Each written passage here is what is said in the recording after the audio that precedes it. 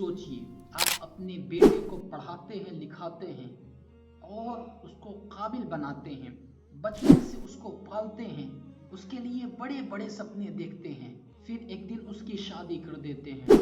अब सोचते हैं कि घर में खुशियां लौट आई हैं, आंगन में खुशियां ही खुशियां रहेंगी। लेकिन अगर शादी के सिर्फ 6 महीने बाद आपकी बहू किसी बच्चे को जन्म दे दे, फिर आपको कभी शक होता है। आप लड़के का ब्लड टेस्ट करवाने के लिए देते हैं और जब रिपोर्ट आता है, रिपोर्ट में ये आता है कि वो बच्चा आपका है ही नहीं।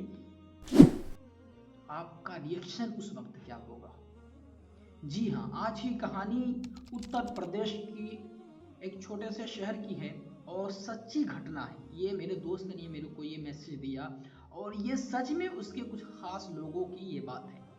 मैं आप तक ये शेयर करता हूँ, आप लोग पूरा वीडियो देख के जाइएगा। तो hello guys, welcome to back my YouTube channel में। मैं आपका छोटा भाई तौफीक रजा और आप देख रहे हैं आपका अपना चैनल तौफीक रजा कादरी। तो दोस्तों, वीडियो को स्किप मत करना, ये घटना आपके साथ भी हो सकता है, इसलिए मैं इस घटना को आप तक शेयर कर रहा हूँ। आपकी जिम्मेदारी बनती है कि इस चीज को पूरा सुने ताकि ये चीज आपके साथ ना हो। तो ये कहानी है उत्तर प्रदेश के एक शहर की, जौनपुर की। जी हाँ, उत्तर प्रदेश के एक छोटे से शहर में एक साधारण सा परिवार रहता था। घर में माता पिता और उनका एक बेटा था।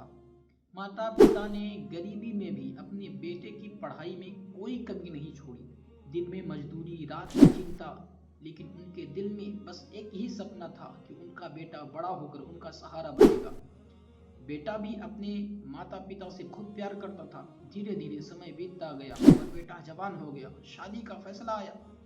अब घर वाले शादी का, माँ बाप शादी का सपना देख रहे हैं। जब लड़का नौकरी करने लगा तो माता पिता ने सोचा अब उसके लिए एक अच्छी लड़की देखनी चाहिए। उन्होंने ऐसा ही किया। लड़की देखने में अच्छी, रिश्तेदारों से बात हुई, लोगों ने पूछताछ की। काफी खोजबीन के बाद एक लड़की का रिश्ता आया। लोगों ने कहा लड़की बहुत अच्छी है, संस्कारी है और परिवार भी अच्छा है। दोनों परिवारों ने मुलाकात की। लड़का और लड़की ने भी एक दूसरे को देखा और एक दूसरे को पसंद करने लगे।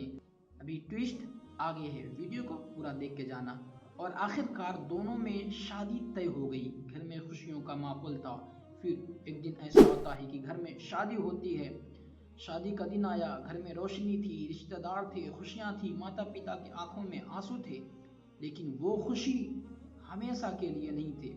जो उनके आंख में आंसू थे वो खुशी के आंसू थे कि अब मेरे लाल, मेरे लखते जिगर, मेरे औलाद का घर बस जाएगा, वो सुकून से रहेगा। लेकिन उनको क्या पता था कि ये आंसू एक दिन उनको खून के आंसू रुलाने वाले हैं। उन्हें लग रहा था अब उनका बेटा अकेला नहीं रहेगा। शादी हो गई, लड़की अपने ससुराल आ गई। शुरुआत में सब बिल्कुल ठीक था। घर में हंसी थी, मुस्कान थी और उम्मीदें भी थी। लेकिन कहते हैं ना, कभी कभी सच्चाई खुशियों के पीछे होती है। शादी को सिर्फ 6 महीने हुए थे। कितने? सिर्फ 6 महीने हुए थे। अचानक एक दिन लड़की को अस्पताल ले जाया गया और थोड़ी देर बाद डॉक्टर आया, बोला बधाई हो, बच्चा पैदा हुआ है। पहले तो घर वालों को खुशी हुई, लेकिन कुछ सेकंड बाद उनके दिमाग में ये सवाल आया कि शादी की 6 महीने बाद?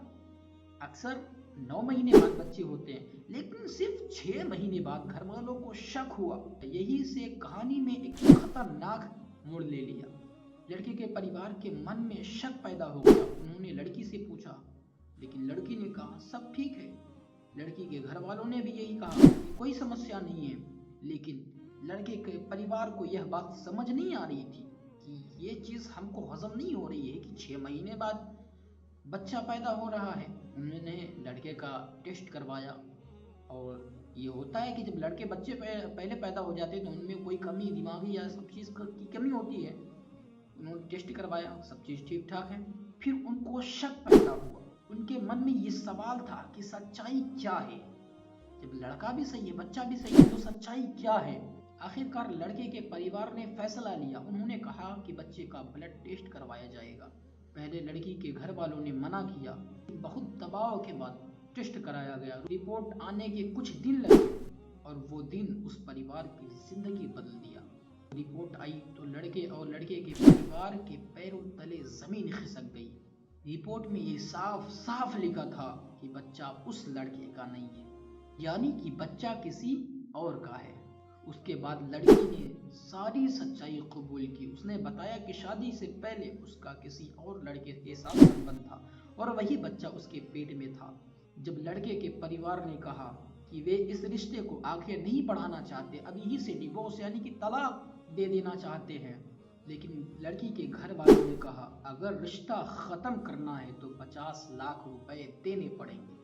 किसको कह रहे हैं? लड़के के घर वालों को कह रहे हैं अगर रिश्ता खत्म करना है तो 50 लाख रुपए देने पड़ेंगे, वरना दहेज और उत्पीड़न का केस कर देंगे ताकि लड़का जिंदगी भर के लिए जेल में सड़ता रहे।